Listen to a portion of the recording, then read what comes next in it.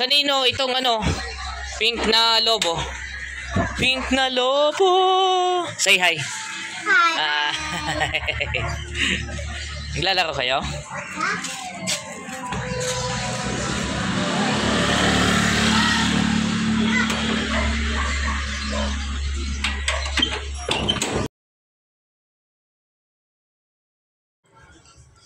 So, ganun lang kabilis mga ka-Verdusyo. Dito sa bahay ay pinuntahan na naman tayo ng mga fans po natin dito sa mga kapitbahay.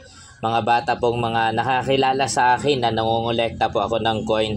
Siyempre, nag-offer sila sa akin ng Miguel Malvar, tapos General Luna, tapos itong din nga, foreign coin. Siyempre, dahil ako ay nangongolekta ng mga coins na ganito, hindi ko po hinindian ang kanila mga offer. Pero tumawad po ako. Nakipagtawaran ako sa kanila. So sa bawat isa po na ito ay binili ko ng tig 200 pesos per peraso.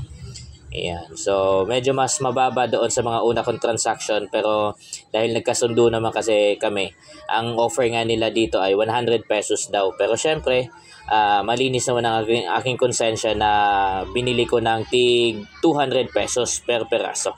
And okay po sa kanila yon. So yun, maayos sa transaction ngayong araw. Malinis na malinis sa mga coins na ito. Kasama na ito sa aking mga koleksyon. Alright, first skill of the day mga Verdusyo, itong coin na General Miguel Malvar. Yan, dinala po ito ng mga bata na fans ko, syempre. Pagkatapos kasi nilang mangolekta ng basura, syempre binigyan sila ng barya doon sa mga bahay na kinuna nila ng basura. At isa ito sa mga coins na nabigay sa kanila bilang suhol. So nilinis nila ito, tapos pinakita sa akin kung binibili ko daw ba ang coin na ito. So syempre naman, ito po ay commemorative coin na Miguel Malvar. Sa subastahan nga nito ay sobrang taas po nitong coin na ito. Pero syempre, papagawan ko pa ito ng papel at ihahanda para sa subastahan. So, nakipag-negotiate ako. Binili ko sa kanila ito ng 200 pesos. Itong isang piraso na ito.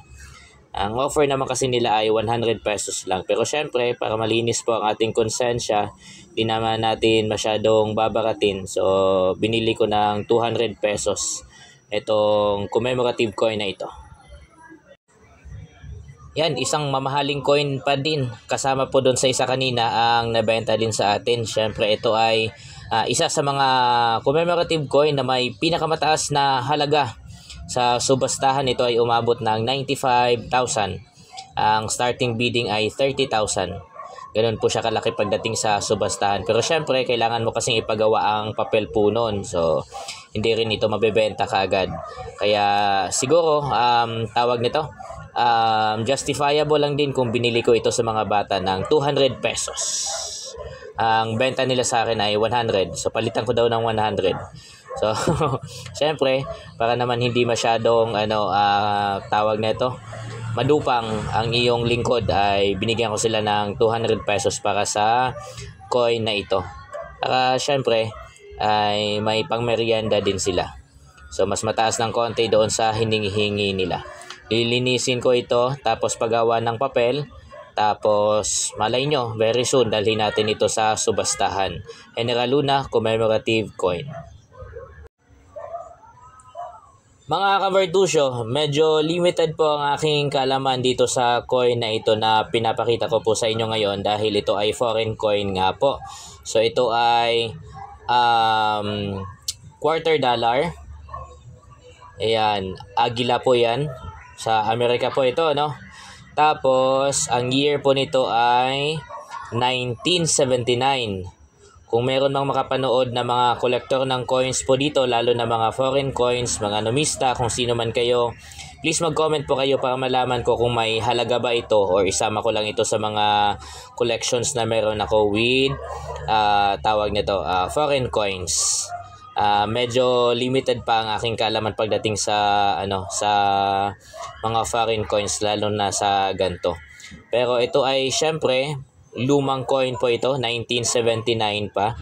So malay natin may halaga pala ito.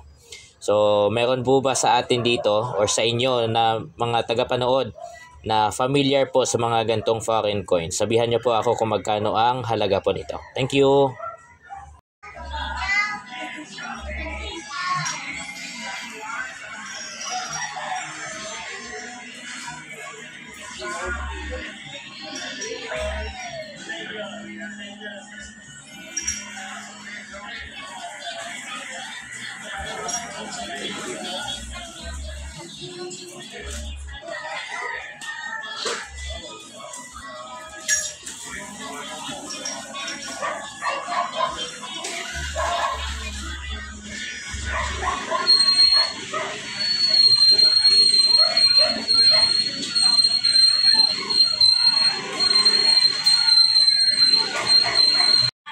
So itong mga nakolekta natin ngayong araw mga Kabertusyo mula po sa ating fans, ito ay idadagdag na po natin ngayon sa ating mga koleksyon.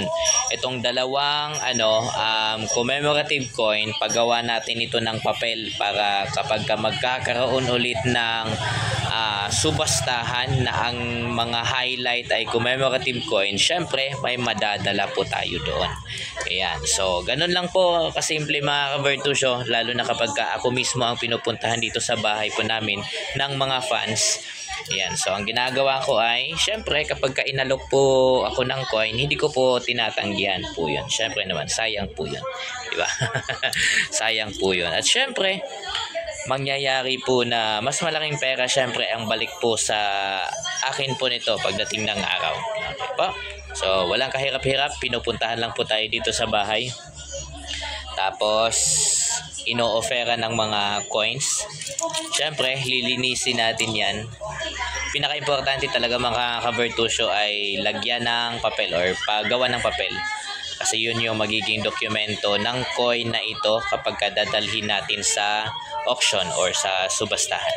Kaya kung meron man kayo dyan, linisin nyo na rin at paggawan nyo ng papel. Okay, so kita-kita ulit tayo mga Kabertusyo sa mga next natin na videos.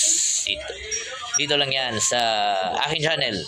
Follow, subscribe, and syempre mag-alok kayo ng coins sa akin. Kapag hinahanap namin, binibili po namin. Okay?